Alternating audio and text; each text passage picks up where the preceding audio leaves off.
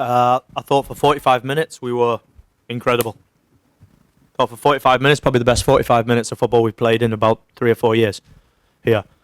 We looked high intensity. We looked really aggressive with and without the ball. We had 5, 6, 7 chances.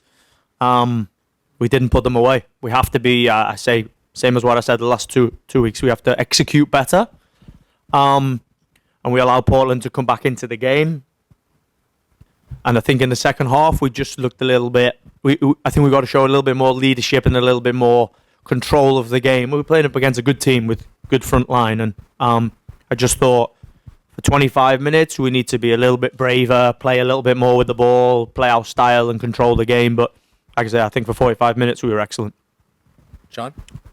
Nick, despite the result, I thought that Hannes Wolf and Andres Pereira both had excellent performances. Can you just talk about how they played today and how key they're going to be going forward to get things turned around in the midfield? We know how good Andres is when he came here last year, but also to have Hannes in there, a player of his quality, just talk about how they played today.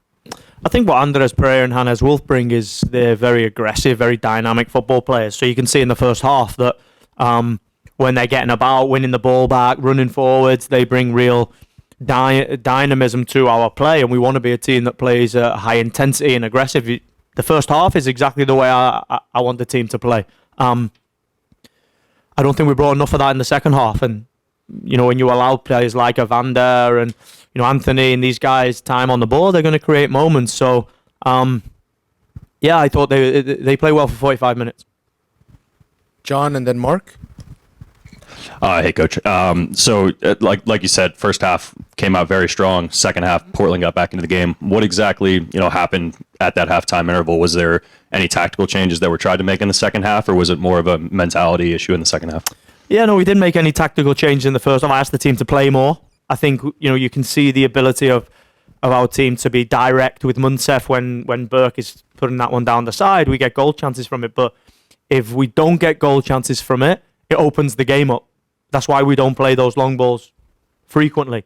So I asked the team to play more, and I don't think we played enough. I don't think we played enough with Andres Pereira and Keaton Parks. I think you can see we miss James Sands in them moments because he links the game and demands the ball and shows a real leadership in that moment. So the tactical changes came throughout the second half to try and gain control of the game. Gotcha. Mark? Hey, Coach. Clearly, Munsef struggled to find his feet today. 5 shots on target, but no goals for him. Still no goals for him this season. Do you have any thoughts or concerns on his performance today? And could we expect to see some more significant minutes for Mijatovic going forward? You can expect to see minutes for Mijatovic because we brought him as an important player here. How we fit him into the team will dictate and depend on performances. Munsef is really aggressive runner. You can see the problems that he causes, but he has to finish his chances. If you're going to be a clinical forward in this league, you have to finish your chances, and we saw that with a guy like Tati over the evolution of him in the league. Remember, Munsef hasn't had a full season in the league yet, and we signed him from the Croatian league, and so he's adapting to MLS. I think his ability to be a dangerous player in the league is improving consistently, but I will consistently push him on putting the ball in the goal because the second goal today gives us the ability to go on and really control the game. We've seen this, this moment too often where we have to kill in this moment, and it gives us the real control in the game and the cushion to go forward. Alec and then Perry. Hey, Coach. Just out of curiosity, obviously because of how polarizing both halves were, did you notice anything that Portland was doing differently just coming out of halftime? Any tactical changes that they specifically made to adjust for what seemed like a pretty intense press in the first half? No, I just don't think we showed the intensity that we showed in the first half. I think when you give the likes of Anthony and Evander and these guys space, they can make moments, and we weren't intense enough in those moments, especially when the ball's coming into the midfield with Keaton Parks and Andres Pereira. We've got to be. That's why we put Justin Hack in to get more competition, get more competitive in the middle of the field, because I actually don't think the game was overly tactical. I think when we pushed them back and put them under pressure, they kicked the ball long. But when we sat and we weren't aggressive and we were a little bit passive, they play through us. And we're not at our best when we do that. You can see it in the first or the second half. We're not a team that plays passive and waits and plays on counter-attack. We don't do that very well. So we have to get on the front foot and go and win the ball. And we didn't do it enough in the second half. Perry? In the back, Coach. On a positive note, despite the rain, 24 plus thousand out here to support you for the home opener, got crazy and, did get the first goal of the season. Can you talk about the atmosphere that you felt in the home opener, especially after that first goal? The atmosphere was incredible. I think I said all week to the players, and I said today before the game, we create the atmosphere ourselves. Our fans are a special group of fans, and we know that when we play on the front foot and we play with intensity, that they're behind us, and we hear them, and it almost goes hand in glove together. You've seen that in the first half. We put the second and third goal in the first half, and everyone enjoys the whole 90 minutes. We go flat and we go passive and we sit off, which is not us, and is definitely not dictated by me, is when the atmosphere starts to go a little bit and people want to see us on the front foot. It's not us. It's not our identity. So amazing experience again to be in front of our fans, in front of our special fans for the first 45 minutes. But we have to give them something to cheer about for 90 minutes. We know that. We're realistic. We're realistic. I'm a realist. And quick follow-up. What can you do to get that first 45 minutes for the whole 90 minutes? I mean, what is the missing ingredient here? I think it's twofold. I think it's, number one is we have to continue to develop the new and the younger talent that we have to understand the moments and how to play in them and how to absorb the pressure and how to consistently put intensity into the game. That's the first thing. The likes of Mijatovic and Fernandez and these type of guys. Real talented potential players that are going to be incredible for the future. The other side is demand the leadership from the likes of Keaton Parks, Thiago Martins, Burke, Risa, Andres Pereira, these guys that have been in the league, that understand this. At halftime, Portland aren't going to come out and just play through the 45 minutes. It's 1-0. They're in a game. We have to show the leadership to rip back the control of the game and move forwards. That's been our real unique characteristic over our championship years. That even when we're under pressure here, we go and get the second goal and we go on the front foot. And we had moments today, not enough of them, to the point where we can see the first goal and then the second goal is the sucker punch at the end. So we have to grow as a team. However this team moves forward, it has to grow together because, there's 11 guys out on the field and you put 5 in. And once that ball rolls, you have to go get control of the game and go win. And some win and some lose. And I know what team I want. And I know what team we'll have. So, yeah, it feels really painful. Yeah, it feels really disappointing. But you know what? It's a real moment to learn and move forwards because this group is a new group and it has to continue to move forwards together to become a championship winning team. Final two would go with Leo and then Javier. Coach right here, thank you for your time.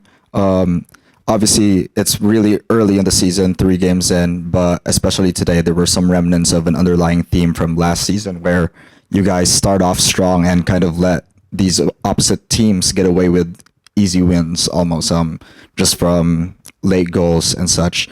From your side of things, is there any frustration from your end and from the players who have been here with this looking to be something that is always occurring, and what can you do to change that as you go through with this season? There is an incredible amount of frustration that this happens in our stadium in front of our fans. I can guarantee whoever you ask that they care, and that in that dressing room there is like the last game of the season when we missed the playoff. It's completely dead because the guys want to win and want to play a style of football that goes, entertains, and wins football games. But we have to learn from this. You can't just want to be the team that you used to be based on the fact that you used to be this team that had maybe 900 games in it, and then you are now this team through the structure of the league that has this many games in. You can't be that team just because you want to. You have to go through the processes and the journey and the highs and the lows of really fighting and coming together and learning. And then you can become a championship team. You can't just be a team because you want to be. And we're going through that process, and it's super painful. But if we'd have won today, and we'd have scored the 3 goals in the first half, and everyone says, oh, it's amazing, you are incredible in the first half, and then the second half fizzles out, I'd still think the same way. I'd still look at it and think, why did they have counter-attack in the first half that went to a chance? Why didn't we do... We would analyse the game logically through the process. But I understand we all want to win, because winning is in our DNA, and in mine too. This is the first time I've been through this process as well, by the way. I'm used to winning a lot of football games. whether it be here as the assistant, in my previous job over the last 15 years. So we have to go together and learn and not throw the baby out the bath. But you have to go through why, how, move forwards. And you will do that as a team. And then you will have players like Julian Fernandez and Mijatovic and Munsef Bakara, 21, 22, 23-year-olds that grow into 24, 25, 26-year-olds. And then you become a championship winning team because you've gone through the process of learning. In this moment now, it's the most painful moment in the world ever. Because you have to eat it and you have to feel it and you have to hear it. I'm not stupid. But I understand when I go into the locker room and I go in front of the leaders and I go in front of the training ground on Monday, everybody will have an incredible desire to want to fix this. And at the moment that I look around the locker room and there's 3, 4, 5 or 6 guys and I look in their eyes and they don't believe in me or they don't believe in this process, I'm a realist. I'll go, okay, no problem. But while I look and the team is right there and we're fighting, I'm going to give them everything I've got to teach them and to support them and to challenge them in becoming a winning team. Because like I said, first half, 45 minutes here was incredible. Second half, not good enough. We'll go through that process of how we become better. Hey coach. So you mentioned hearing the fans. You clearly hear them. Sorry, right here. How accountable do you feel for the results these last 3 games? 150,000% because I'm the leader and I'm 100% responsible for them. And I'll tell David Lee and Brad Sims as well. I'm responsible for this because I lead it. But I'm also responsible for the growth and the improvement and the positives parts of it. What I do is look at it logically. And I look at why is this happening and how do we improve it and what are the steps forward to improve it. I am 100% confident and content in my ability to lead this team. And I'm 100% confident in the progression of this team. I'm also 100% disappointed and frustrated in the results. And I understand everyone deserves an opinion. And everyone deserves, the fans are the most important part of this football club. So when I hear it, it hurts me, but I accept it. And it makes me work even harder to make sure I put it right. Because if we were being dominated by teams and losing, we were the best team against Charlotte. But we lost by a set play. And that's not good enough. But we need to score goals. Against St. Louis, we compete for 70 minutes against a difficult team. We didn't make good enough decisions in the final third. I accept that. And I have to work at it. Today, for 45 minutes, we were brilliant. And we have to go back and look at why the second 45 minutes, we didn't go on and go 2-0 up. Because that's what we do here. All I can do is continue to work hard, continue to fight, and continue to improve this team. And like I said, when I turn around and I see the team right behind me, that gives me real confidence that we're going to move forward and improve. Great. Thank you, everyone. We have the availability now. Thank you, guys.